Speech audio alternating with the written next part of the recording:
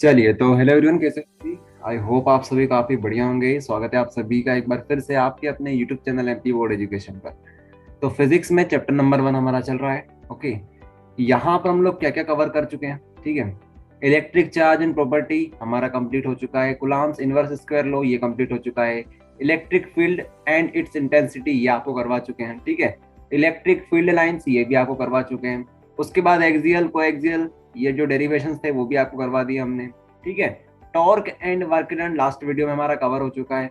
तो अब बारी है गॉस थ्योरम की, ठीक है। अब बारी है गॉस थ्योरम की। चलिए, तो गॉस थ्योरम पढ़ने से पहले एक चीज हमें जो क्लियर होनी चाहिए वो है इलेक्ट्रिक फ्लक्स, ठीक है। इलेक्ट्रिक फ्लक्स, तो चलिए देखते हैं। चलिए भैया देखते हैं क्या होता है गॉस थ्योरम और क्या होता है इलेक्ट्रिक फ्लक्स, ठीक है। चलिए तो स्लाइड ओपन कर लेते हैं।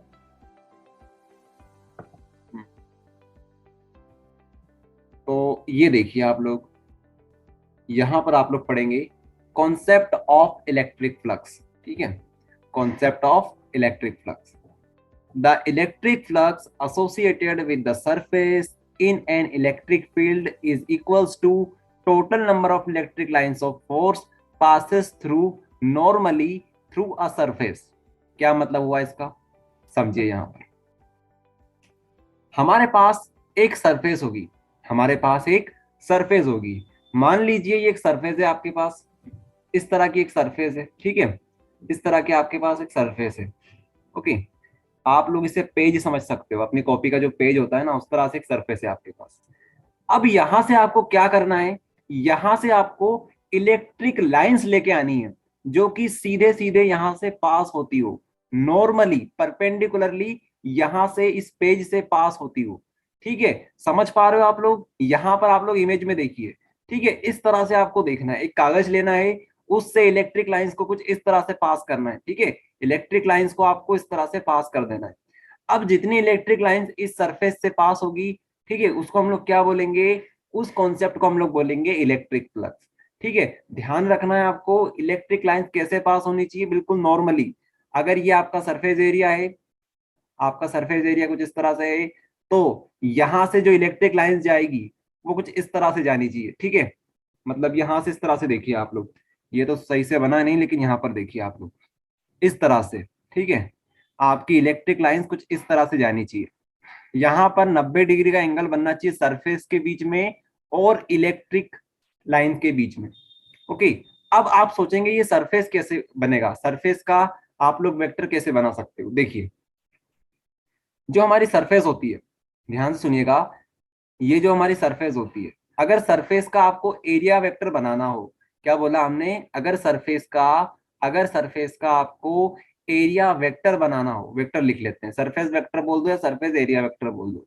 तो क्या करेंगे आप लोग, एक किसी पॉइंट को आप लोग पॉइंट आउट कर लीजिए, ये मान लीजिए हमारा पॉइंट है, तो इस पॉइंट के ऊपर आप लोग क्या करेंगे, एक लाइन ड्रॉ करेंगे, ठीक है। यही इसका सरफेस एरिया है, यही इसका सरफेस वेक्टर बन जाएगा। एरिया तो नहीं बोलेंगे, सरफेस एरिया वेक्टर आप लोग बोल सकते हो, ठीक है। ऐसे इसको डिनोट किया जाता है। आया समझ में? तो यहाँ पर 90 डिग्री का एंगल बनाना चाहिए सरफेस के साथ, ये देखिए, ये 90 डिग्री का एंगल यहाँ से बना रहा है। ओके, सरफेस के साथ 90 डिग्री का एंगल बनेगा। अगर कोई सी इलेक्ट्रिक लाइंस कुछ ऐसी आती है तो हम उसे कैलकुलेट नहीं करेंगे, ठीक है। हमें क्या करना है, जो लाइन नॉर्मली पास होती हो, परपेंडिकुलरली पास होती हो, उसी को हम लोग इलेक्ट्रिक फ्लक्स में जोड़ेंगे। ओके, तो इलेक्ट्रिक फ्लक्स क्या होता है, अब आप लोग पढ़ेंगे यहाँ पर, यहाँ पर आप लोग पढ़ेंगे the electric flux associated with a surface is sorry the electric flux associated with a surface in an electric field is equals to the total number of electric lines of force, the total number of electric lines of force। ये line बहुत important है, अगर आप लोग exam में लिखोगे तो इस तरह से आपको लिखना पड़ेगा। ओके, एग्जाम में आएगा 2 नंबर में या 3 नंबर में, तो आप लोग इस तरह से लिखोगे। ये लाइन बहुत इंपॉर्टेंट है, total number of electric lines of force, ठीक है, पासेस थ्रू नॉर्मली, ठीक है। नॉर्मली का मतलब होता है perpendicularly, okay, to the surface, to the surface, surface के साथ परपेंडिकुलरली ये पास होना चाहिए।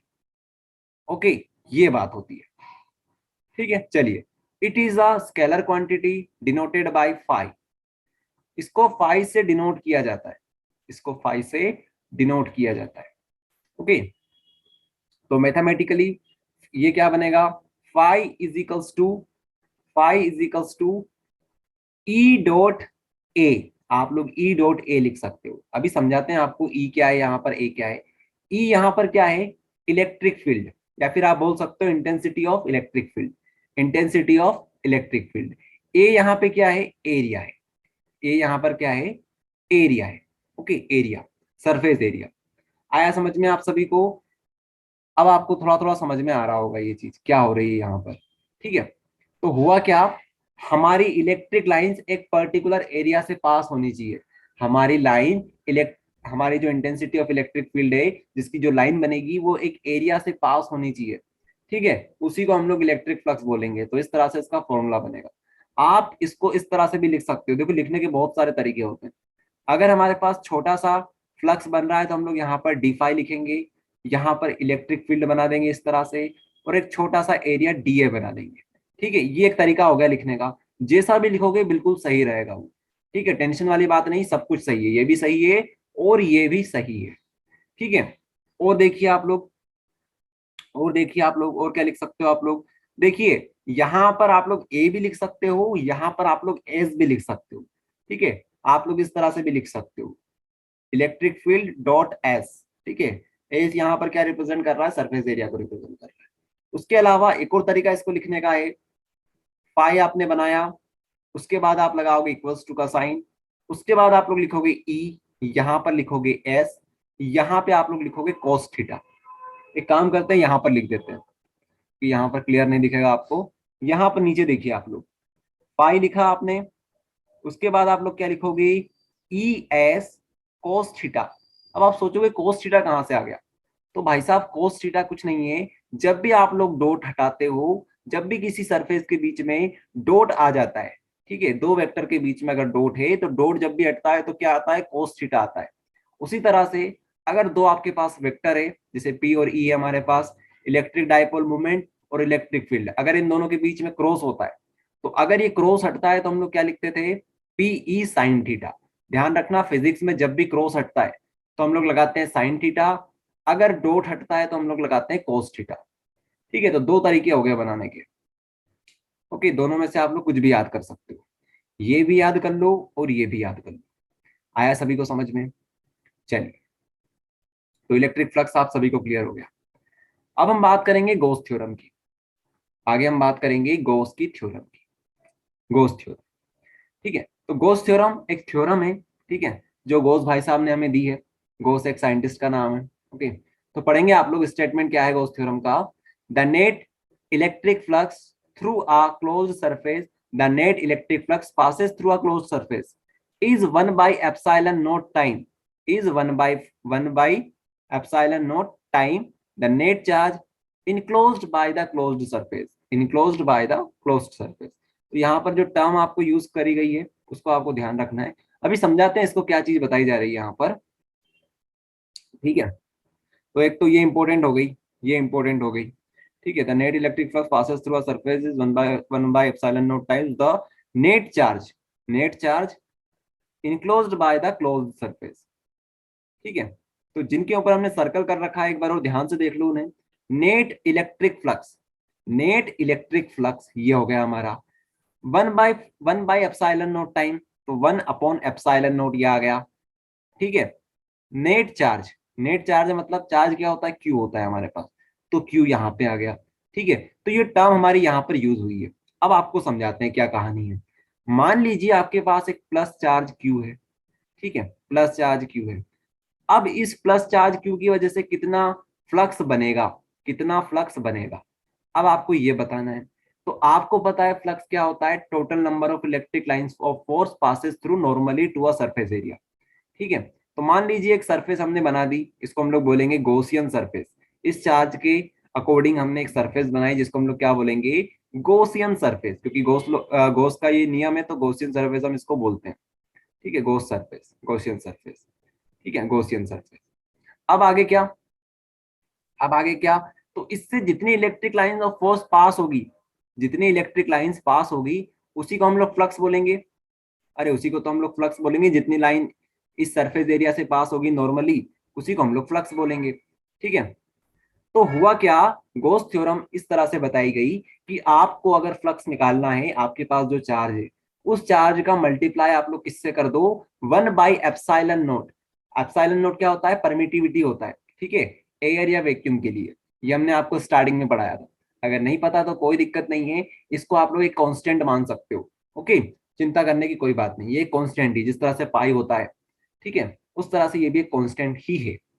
चलिए, तो phi is equals to q into 1/एप्सिलॉन।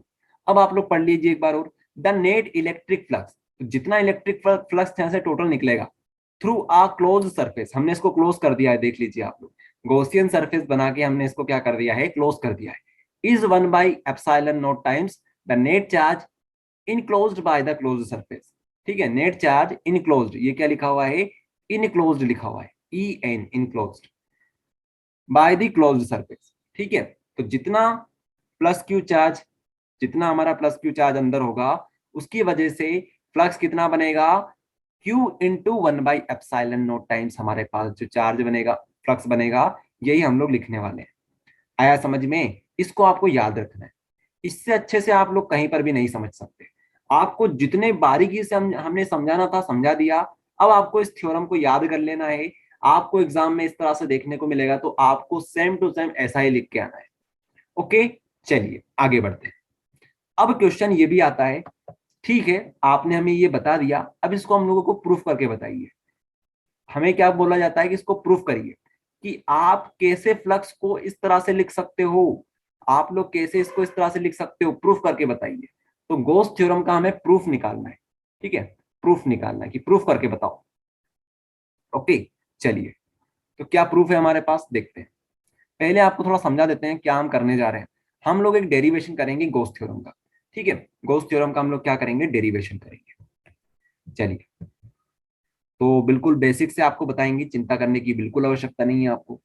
Okay, चलिए, तो मान लीजिए हमारे पास एक चार्ज है, हमारे पास एक चार्ज है, प्लस क्यू मान लेते हैं यहाँ पर, ठीक है, इस प्रकार से हमारे पास एक चार्ज है, ठीक है, तो चार्ज है हमारे पास है। अब हम लोग क्या बताएंगे, अब हम बताएंगे इलेक्ट्रिक लाइंस, या फिर आप बोल सकते हो इंटेंसिटी ऑफ इलेक्ट्रिक फील्ड।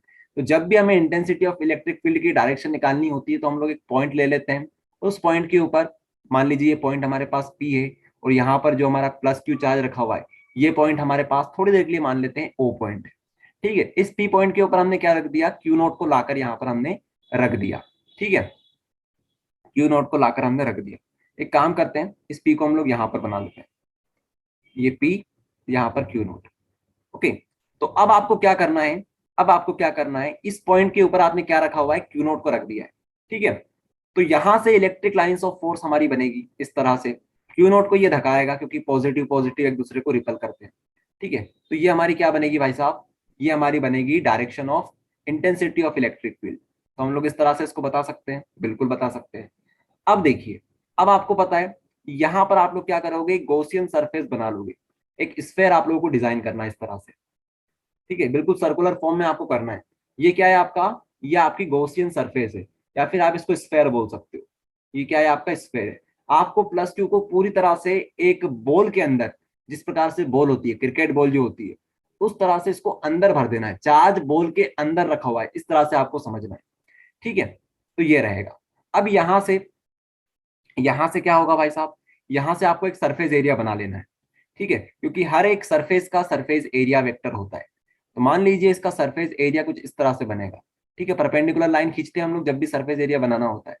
ठीक है, तो ये इसका सरफेस एरिया बन गया, इसको हम लोग एस से रिप्रेजेंट कर देते हैं। ठीक है, आप चाहो तो इसको ए भी बता सकते हो।